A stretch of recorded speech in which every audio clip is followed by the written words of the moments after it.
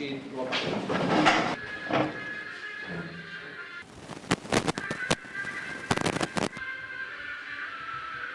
بس من جميع المؤسسات اللي فيها كل شيء. معنا نقول لهم حالة طمأنينة نزلتم سهلة.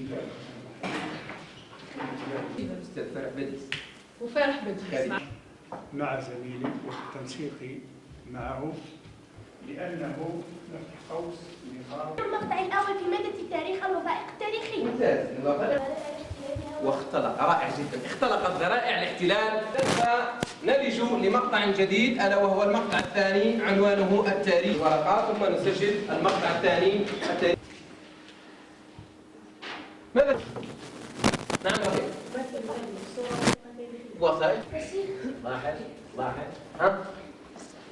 هاي استخرج منها. من خلالها. ممتازة، رائع جدا، رائع جدا، ولك إضافة غفران ممتازة رائعة. لو كان نريد بلي راكي هنا كنت الصباح ندخل مباشرة.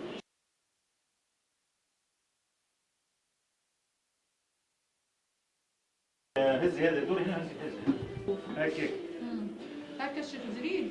هذا اللقاء بمثابة انطلاقة خاصة في الجانب التربوي والبيداغوجي، خاصة بعد التوجيهات التي كانت من طرف الأساتذة ومفتشي المادة في إطار تكوين وفي إطار الندوات التربوية مع السادة المفتشين.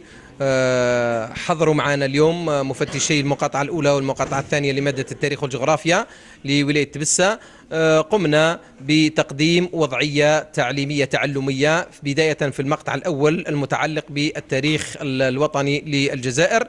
كان لنا اليوم لقاء مع السادة الأساتذة المتربصين والمتعاقدين والمستخلفين من أجل تدريبهم على كيفية الممارسة البيداغوجية داخل القسم من خلال وضعية تعليمية تعلمية أنموذجا، حيث قدم لنا الأستاذ المكون سمعافة محمد حصة تطبيقية من خلالها عرف الأستاذ كيف يمكنه أن يسير حصة أو وضعية تعليمية.